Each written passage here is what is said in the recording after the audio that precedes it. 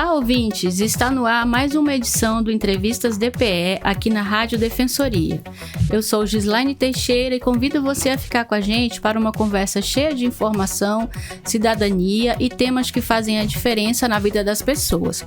Então já sabe, né? Aumenta o volume aí e vem com a gente.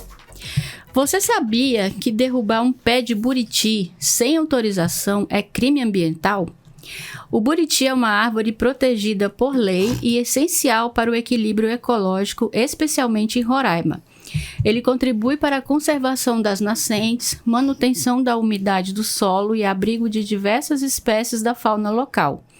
Sua derrubada sem autorização configura crime ambiental com penas que incluem multas e até prisão, conforme a Lei de Crimes Ambientais. Para esclarecer esse tema e destacar o papel da Defensoria na proteção do meio ambiente, recebemos em nosso estúdio a defensora pública Terezinha Lopes e a assessora jurídica Tayane Tomás, que juntas atuam junto às varas da Fazenda, ao Juizado Especializado da Fazenda Pública e à Vara de Execução Fiscal pela Defensoria Pública de Roraima. Sejam bem-vindas e obrigado por aceitarem o convite para falar sobre esse assunto tão importante. Muito obrigada. Estamos aqui para partilhar conhecimento e orientações para demais a população. Bom dia, obrigada pelo convite e estamos prontas aqui para esclarecer o que for necessário. Doutora Terezinha, qual é o papel da Defensoria Pública na fiscalização e combate aos crimes ambientais, como a derrubada ilegal do buriti? O papel da Defensoria Pública não é tanto na fiscalização, mas na conscientização das pessoas e também quando as pessoas cometem essas infrações ao meio ambiente, a esse tipo específico de desmatamento, o corte do buriti, elas são penalizadas e aí nós atuamos também na defesa dessas pessoas, para auxiliá-las, porque elas vão ser penalizadas e normalmente elas recorrem à Defensoria Pública para que a gente atue na defesa, para minimizar os excessos de punição que normalmente elas têm, que são em 3 esferas: criminal, administrativa e fiscal.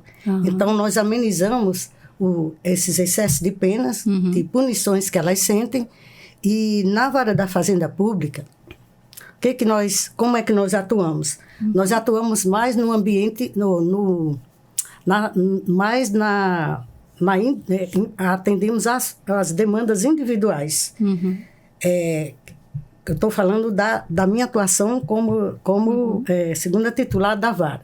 Porque quando a demanda envolve uma comunidade, interesses maiores, aí essa demanda já seria passada para o grupo de atuação da Defensoria, que é o GAED, certo? Mas, normalmente, a gente está tendo as demandas individuais. As pessoas são punidas e elas são punidas de forma drástica quando elas são executadas na vara fiscal. Nossa, esse nome dá até um medo, executadas. Sim, executadas é um termo forte, jurídico, né? Mas veja, executada é no sentido aqui de elas pagarem, de elas terem, por exemplo, elas têm uma restrição lá no seu, onde dói mais forte, que é no seu bolso. Exatamente. Elas passam a ter bloqueios nas suas contas bancárias.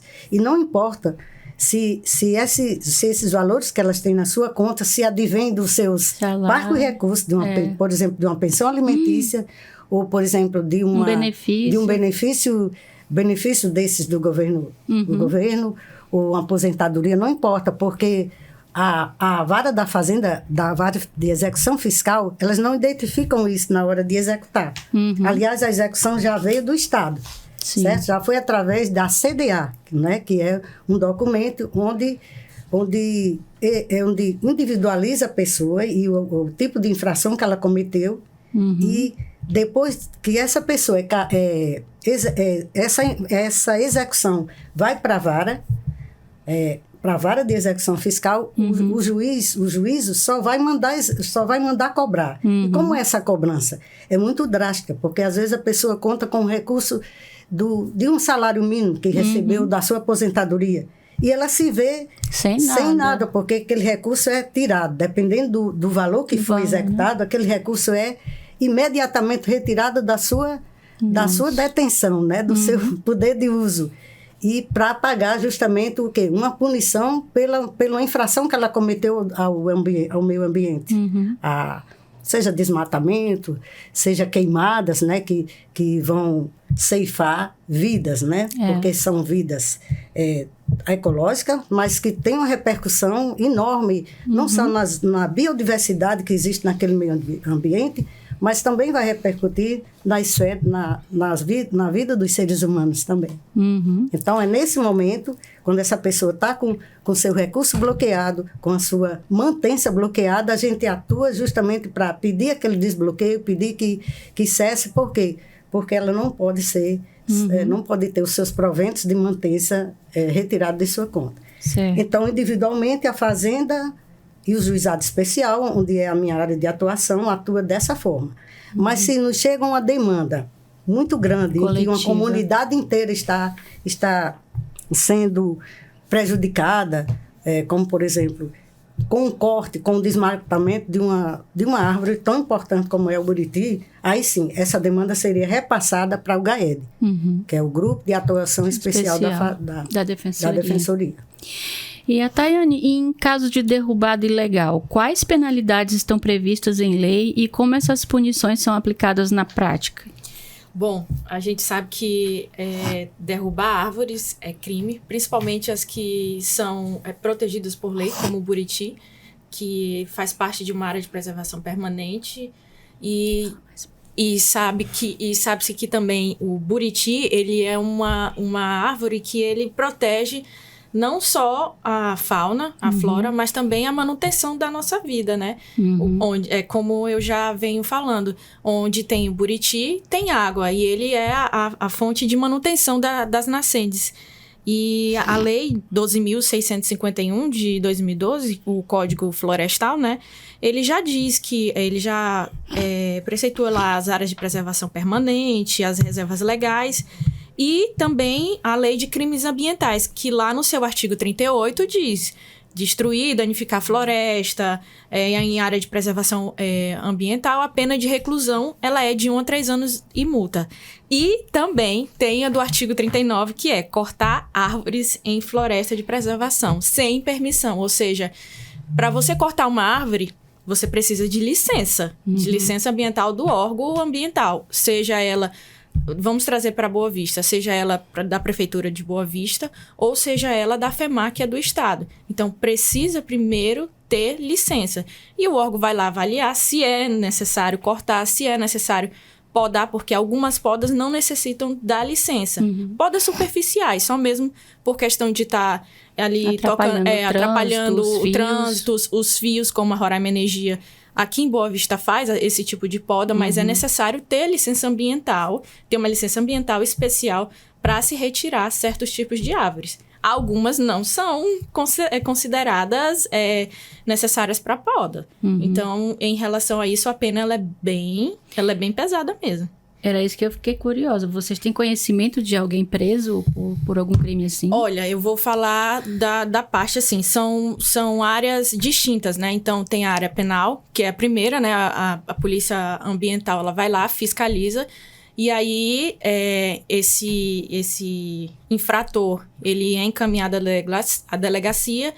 Além disso, é lavrado um auto de infração ambiental, que esse auto de infração ambiental ele vai para a parte administrativa, que já é a parte da doutora, que é onde ela atua, nas varas e nos juizados da Fazenda Pública. Mas, assim, a título de informação, tem sim pessoas que são presas por conta de derrubada de árvores, assim, de forma drástica mesmo. E muitas delas pura ignorância intelectual de saber que não se pode cortar árvores ou derrubar árvores ou até mesmo fazer a supressão vegetal da área.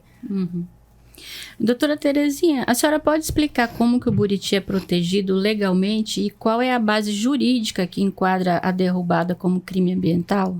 Bem, eu não lembro agora da lei. Não precisa falar número. Mas como é que ele é protegido? principalmente no nosso país, né? Ele tem uma importância primordial, que é proteger o ecossistema. Sim. E o ecossistema, ele vai abranger a biodiversidade, que são né, ali convivem naquele espaço, tanto insetos como aves,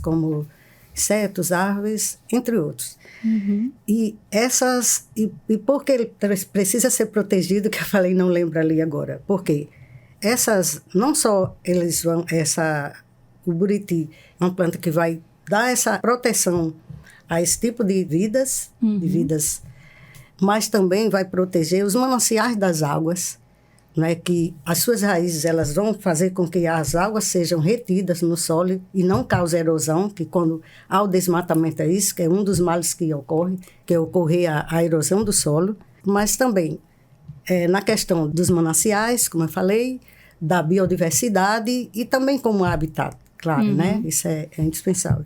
E por que essa necessidade dessa proteção dessa árvore tão importante? A gente já sente os efeitos dos desmatamentos, não só do buriti, não é do buriti, mas também de outras, que são as enxurradas, né? As enchentes que vêm, e essas algas que não estão protegidas pelas raízes dessas plantas, elas vão se espraiar nos locais de moradias. Então, vem enchente. A questão é... E assim... Você acaba com o habitat dos bichos, e aí eles vão para outro lugar e chegam na casa da gente, né? Vai se acabar justamente com vai prejudicar a biodiversidade, que eles vão para outras áreas, como também vai faltar o habitat, vai faltar o alimento, e a consequência mais drástica é justamente essa que atinge diretamente as pessoas desse espaço. Sim. Né? E a gente já tem visto e nem precisa tantos milímetros de água para fazer com que as águas subam e a gente fique sem rapidinho, nem... certo? Então, as residências que são alagadas, o clamor das pessoas é imenso. Né? Mas justamente por falta de quê?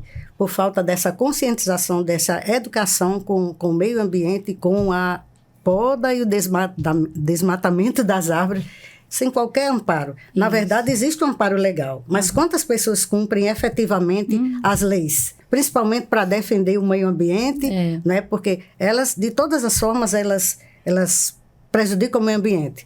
Não só com desmatamento, mas com queimadas, com acúmulo de lixo, porque esse lixo, quando se acumulam lá, e é mesmo nas nascentes, ali como falando de uma forma bem objetiva mesmo, pelas beiradas do rio, quanto lixo não é jogado, quanto lixo não é jogado, até mesmo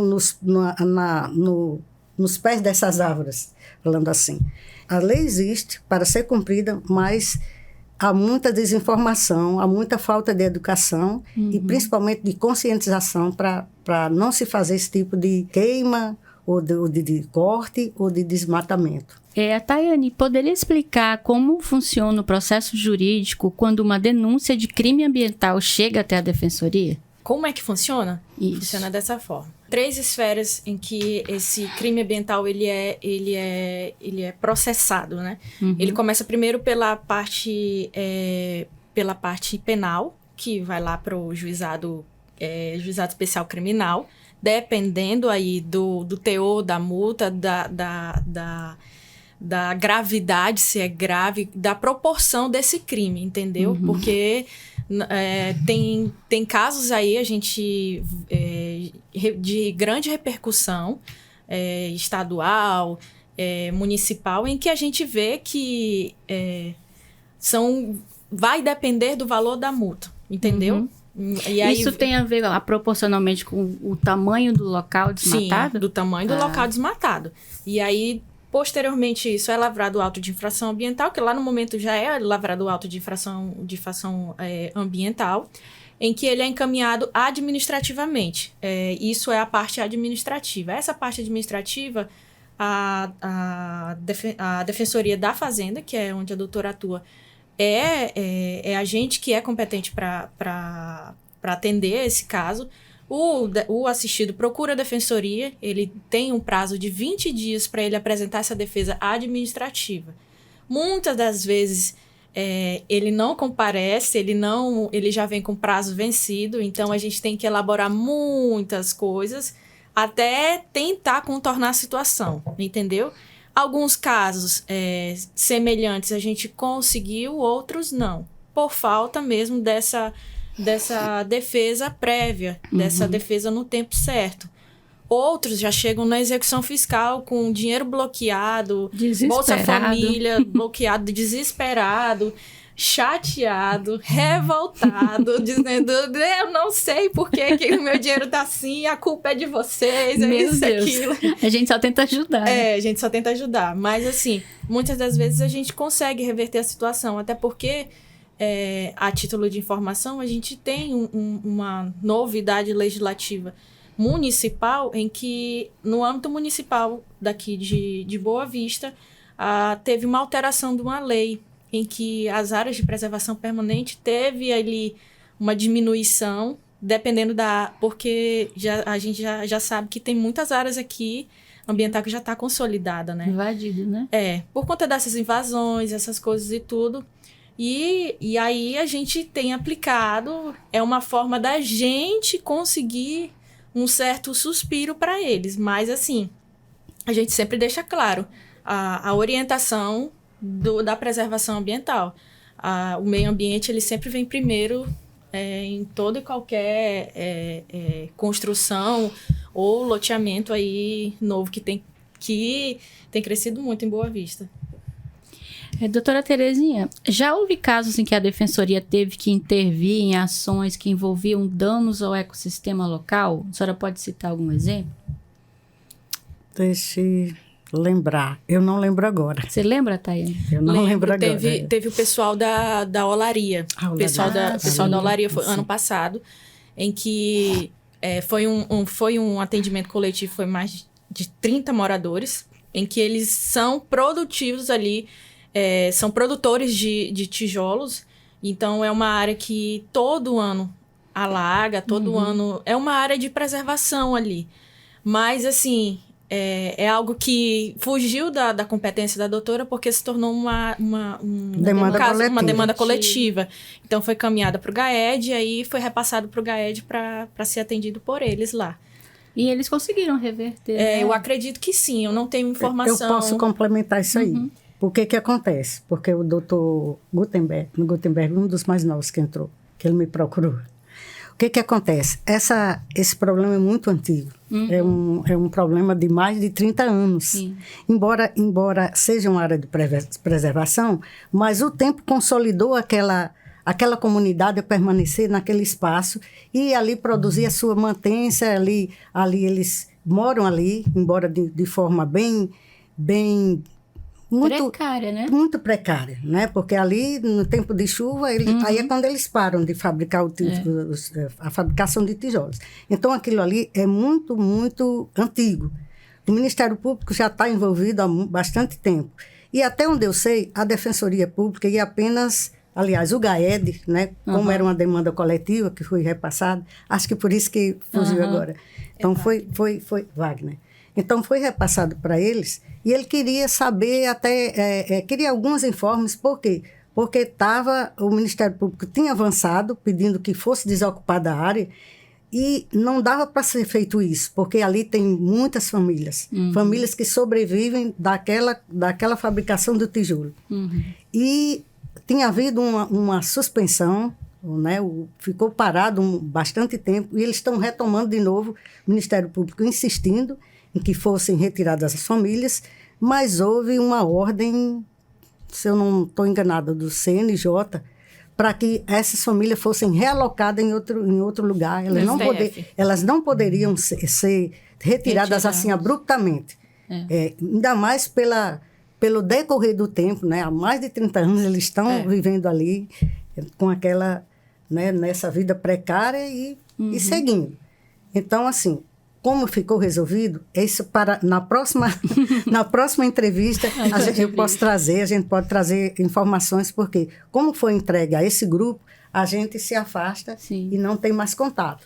mas eu prometo, desde que que nos seja comunicado com antecedência, trazer subsídios lá do GAED e informar para vocês. E também é o próprio poder público que tem culpa, né, por deixar as pessoas lá por tanto tempo, né? Sim. Eles tinham que atuar antes. Sim, como eu falei, a questão das áreas consolidadas, né?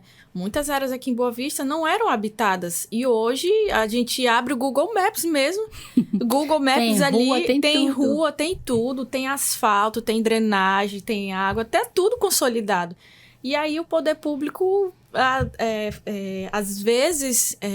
vai lá e usa do seu poder de polícia tardiamente, e aí não dá para reparar, né? Tem que ser reparado de forma previamente. E é importante dizer, a conscientização também, a obrigação também é do poder público conscientizar a população do que pode, o que não pode, preservar o meio ambiente, né?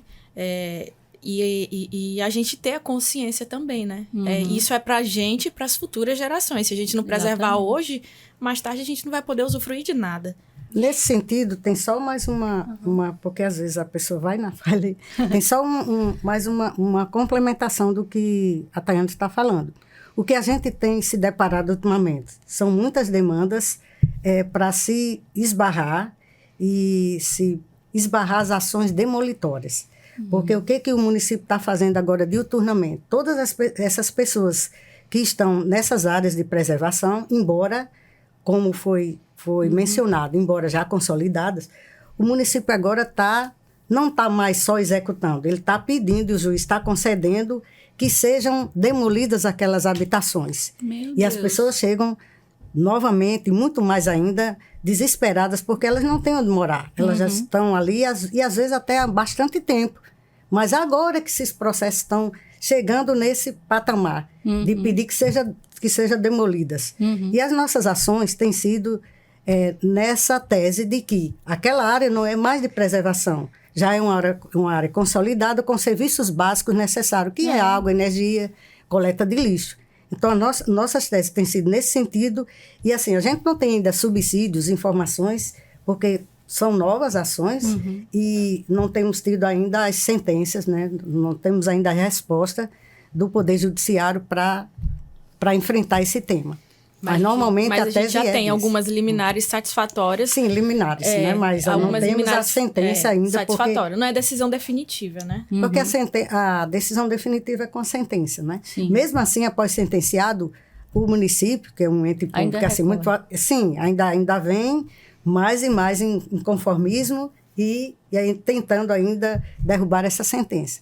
Bom, mas é uma luta que continua, né? Estamos continuando nesse embate de rebater esse tipo de... E já que a gente está falando de omissão do poder público, né?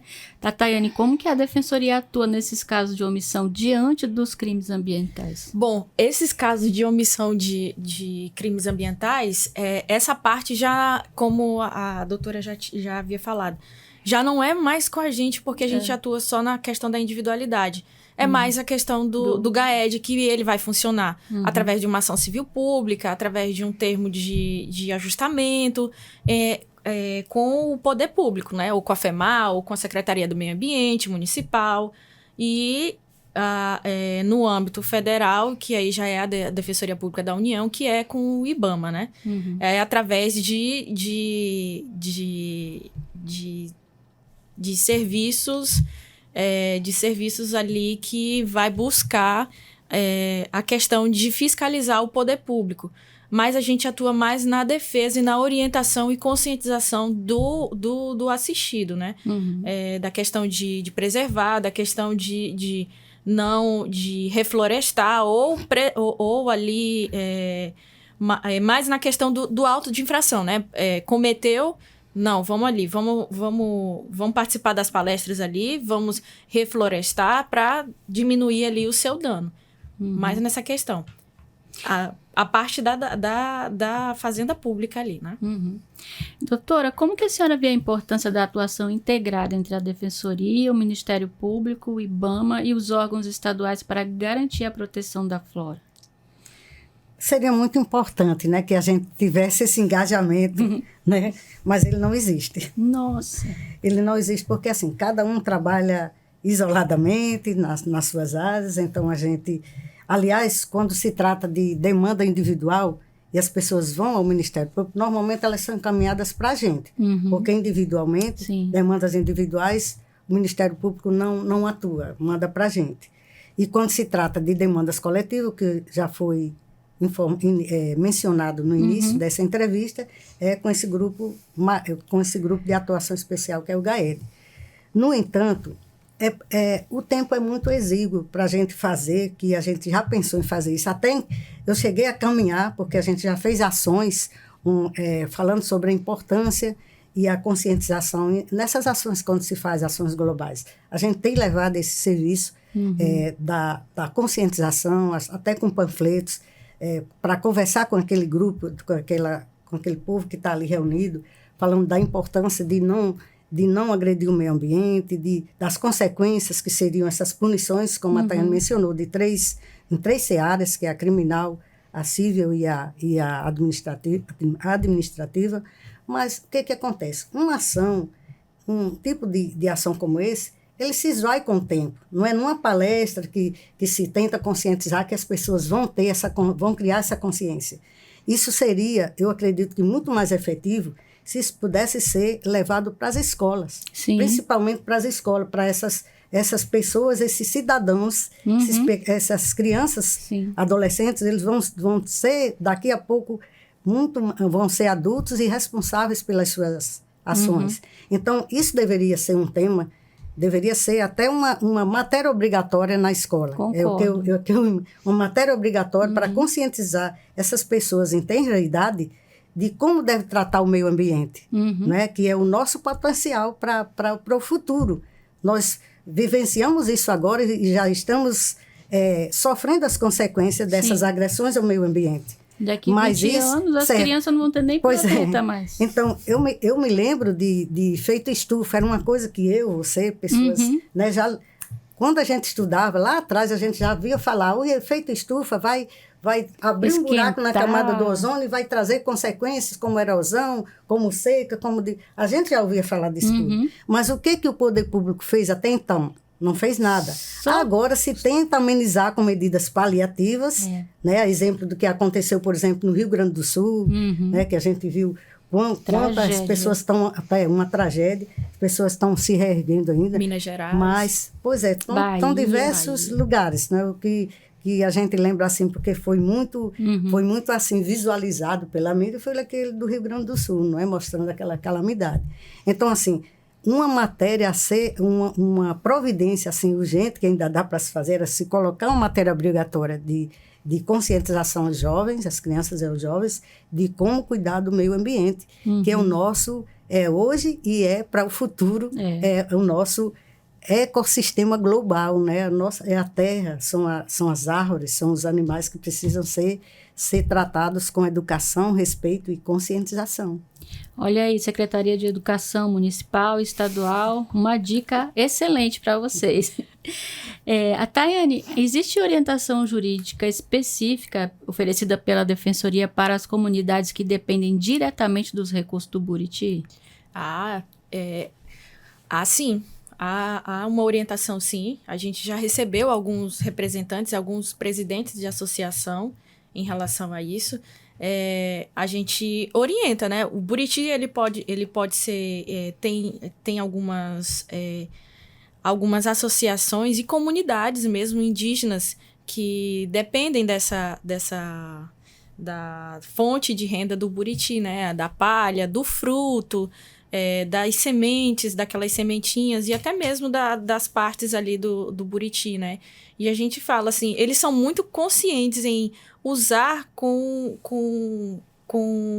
um equilíbrio, né? Com a questão de eu uso um pouco, mas eu vou deixar ali consciente de que vai ter outra parte que vai crescer, a palha ali vai crescer, o fruto que eu vou retirar hoje, ele vai nascer outro. Então, assim, é uma orientação que a gente fala, né? Não, eles são muito conscientes em relação a isso. Eles dependem dessa árvore que é tão importante, né, para a gente aqui em Roraima. E é um cartão postal da cidade, né, e do estado. O buriti também é conhecido como a árvore da vida, né? Além da sua importância ecológica, ele é fundamental para a subsistência e cultura de várias comunidades indígenas e tradicionais em Roraima. Na comunidade indígena Campo Alegre, por exemplo, a palha do buriti é utilizada na cobertura das casas, proporcionando conforto térmico adequado ao clima da região. Já na comunidade Guariba, localizada na terra indígena Araçá, o buriti e seus subprodutos são explorados de forma sustentável, servindo como fonte de alimento e material para artesanato e geração de renda. Então, a gente tem que preservar mesmo. É muito importante. Doutora, como que a atuação da Defensoria junto às varas da Fazenda contribui para a efetivação dos direitos coletivos, como o direito ao meio ambiente equilibrado? Olha, é como eu tinha mencionado no início, essa participação para a garantia desses direitos coletivos, ela fica no âmbito desse grupo especial. Porque a vara da Fazenda, assim como o juizado, né, que a gente trabalha com esses dois, aí a gente vai atuar mais em amenizar os efeitos das punições aos infratores. Que no caso, elas não são infrações de grande monta, de tamanho desproporcional. Quando eles vêm, eles cometeram uma pequena infração que foi construir ali um habitat, né? Ali perto do Igarapé, foi ter desmatado um pedaço, além do que lhe era concedido, porque às vezes eles têm concessão para usar a terra. Mas aí o que acontece? Aí eles passam um pouquinho. E quando eles passam esse pouquinho, eles são punidos de forma grave, né? E aí, qual é o nosso papel? Qual é a nossa atuação como atuante na vara da Fazenda e do juizado da Fazenda? É justamente amenizar esses efeitos para essas pessoas que cometeram, não foi tão grande, mas elas são punidas. E é o nosso papel defendê-las, né, nesse sentido. Mas quando se trata de uma área maior e de um estrago maior, isso sai da nossa competência e vai para o GAED. Tayane, em que casos que a Defensoria pode entrar com ações civis públicas relacionadas à proteção ambiental? Em relação à proteção ambiental, vários casos. Mas, assim, deixando claro que essa parte já é do grupo de assistência, né? Atuação especial de defesa coletiva. Então, assim, em vários casos, questão de supressão vegetal, derrubadas, queimadas, aí levando, assim, em consideração também que a vara da Fazenda Pública da comarca de Boa Vista, ela só atua em Boa Vista, mas, assim, a Defensoria, ela atende em todas as comarcas quanto à questão ambiental. Em Rorainópolis, que a doutora foi na ação da Defensoria Pública há 2 anos, quando a gente chegou lá, a gente percebeu que, assim, um número enorme de infrações ambientais, o IBAMA, a FEMAR, estava todo mundo ali punindo drasticamente as pessoas. E um caso muito, assim, que chocou a gente, assim, que deixou a gente bem sensibilizado, foi uma situação de um senhor em que ele já estava até com o auto de... Ele estava já com a prisão já decretada. E aí, lá na ação solidária, a gente conseguiu orientar ele a parte ambiental e também conseguiu ser orientado para a parte também criminal. A parte, assim, é bastante importante que a população entenda que a Defensoria também atende não só na parte, na capital, mas também em todas as comarcas do interior. Dos interiores, os defensores estão bem, assim, de mãos dadas para defender e conscientizar a população, né, de que é importante preservar. E lá no sul do estado, acho que é mais próximo ainda do Amazonas, né? Deve ter mais floresta densa, Isso, né? mais mesmo, assim, precisa da licença, né? É importante dizer que, assim, Esse caso, o assistido ele tinha licença, só que a licença dele tem que ser renovada anualmente, ou seja, de ano a ano. E ele não tinha ele não sabia dessa informação. Então, assim, ele tinha uma licença ali de 2017 e aí ele foi ali, botou o gado ali, e aí a FEMAR foi lá e multou ele. E para você que está escutando a nossa entrevista, caso você presencie a derrubada ilegal de buritis ou qualquer outro crime ambiental, é importante denunciar as autoridades competentes. Os canais disponíveis para denúncias são a Polícia Civil de Roraima, com o número 181, é uma ligação gratuita e anônima. A própria Defensoria, né? Presencialmente, você pode ir lá no centro, na Avenida Sebastião Diniz, ou ligar no número 3198-4900. Ou o IBAMA, que é o 0800 61 80 80, ou o site oficial, que é ibama.gov.br.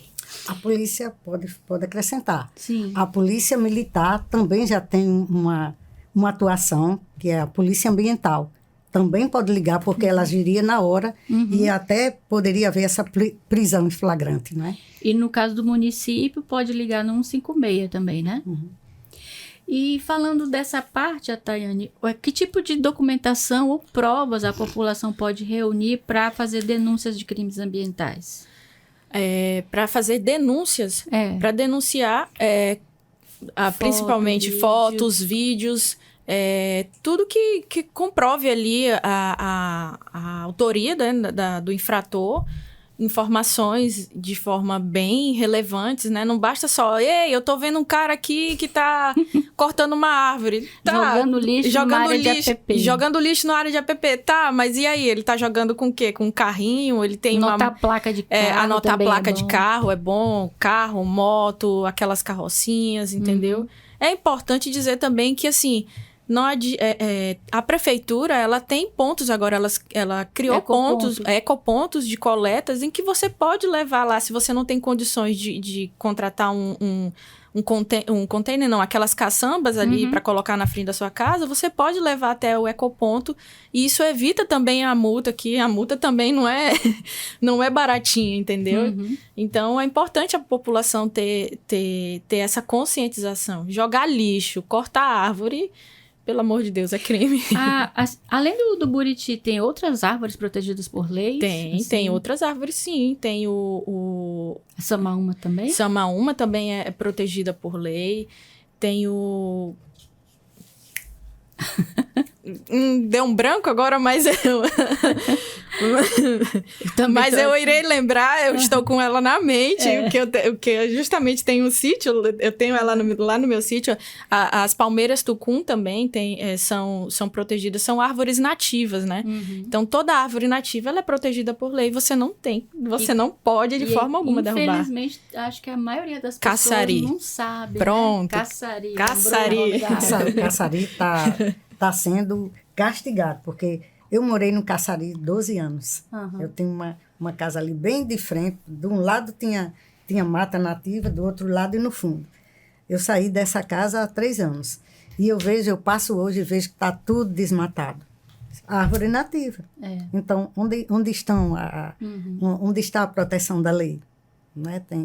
Não está havendo essa fiscalização pelos seus... por quem tem essa incumbência, esse dever legal, não está havendo essa fiscalização. Aliás, a gente está vendo derrubadas e cortes ao lado de entes públicos. Veja o Hospital Coronel Mota. Sim. O que fizeram? Horrível. Ali ficou totalmente... As pessoas precisavam daquele abrigo da sombra. E só restaram poucas porque as pessoas mesmas prejudicadas gritaram. Mas a gente vê diuturnamente, a gente passa por locais onde havia árvores nativas que estão sendo cortadas, assim. E assim, bem no centro da cidade também. Eu me lembrei do Colégio Claritiano. Veja que ele era rodeado de árvore e agora está tudo cortado. Foi horrível isso. E a gente tem que preservar o buriti e todas as outras árvores também, né? Para ajudar a manter o equilíbrio ambiental, proteger a biodiversidade, garantir a continuidade das práticas culturais nas comunidades locais. A conscientização e o cumprimento da legislação servem para assegurar um futuro sustentável para o Estado e para as gerações futuras, principalmente. Vocês querem acrescentar mais alguma coisa? Eu só quero acrescentar, agradecer a oportunidade e o convite da Defensoria. Tenho um enorme orgulho de participar dessa instituição que contribui muito para a conscientização e orientação do assistido e em relação também ao meio ambiente. E é importante informar e dizer a toda a população: vamos preservar o meio ambiente, vamos preservar o Buriti, porque onde há Buriti há água, e sem a água a gente não vive, a gente não tem a manutenção da vida, dos animais, da flora e da fauna. E do planeta, né? E assim, se a gente não tem hoje, a gente não tem para as nossas futuras gerações, para os nossos filhos, para a nossa vida, né? Então, por favor, preserve. Caso tenha alguma dúvida, procure a Defensoria, a gente está lá para atender. A gente atende de terça-feira atendimentos iniciais e segunda atendimento retorno. Então, a gente está lá para orientar, para conscientizar e para defender no que for possível. E a senhora? Eu quero enfatizar, como lá do início, que se tornasse uma matéria obrigatória nos colégios para jovens e crianças e jovens, que era se educar, para haver educação e conscientização na preservação do meio ambiente, especialmente no trato, no respeito tanto às árvores como às fontes de água. E também queria enfatizar também, assim, não há o que dizer do papel da Defensoria nesse tipo de trabalho. Mas a gente pode sim fazer um pacto, digamos assim, com certas instituições, como a FEMAR, como a Secretaria do Meio Ambiente do município, para a gente ter encontros, porque isso chegou a ser encaminhado, mas não foi, não saiu do papel. E a gente chegou a marcar encontros com o pessoal, eu acho que era com o presidente da FEMAR. Mas, por diversas ocasiões, a gente marcava encontro para traçar linhas de orientação, para a gente trabalhar em conjunto, só que por diversas vezes foram cancelados esses encontros e acabou não dando em nada. Mas seria muito importante a gente ter, como numa das perguntas você fez há pouco, se havia esse engajamento de parceria com os entes públicos, não há. Mas a gente convida, a gente teria um maior prazer, porque isso não é um prazer meramente pessoal, e nem de vaidoso, mas é uma necessidade que se trabalha em algumas, e essa é uma das áreas mais importantes nessa parceria de se conscientizar através desses entes públicos as pessoas, né? E aí, quando a gente conseguir fazer isso, tração dessas de orientações, a gente terá um trabalho mais abrangente. E assim, podemos levar isso para as escolas também, e para algumas, para essas instituições.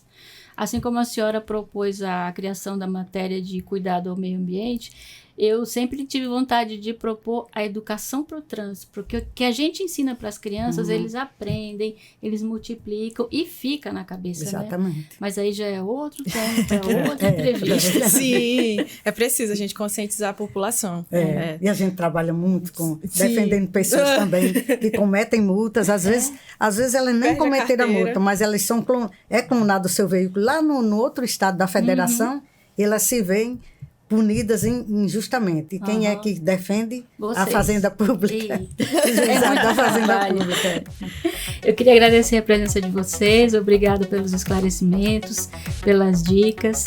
E assim a gente chega ao fim de mais uma Entrevistas DPE. Eu espero que você tenha gostado do nosso bate-papo.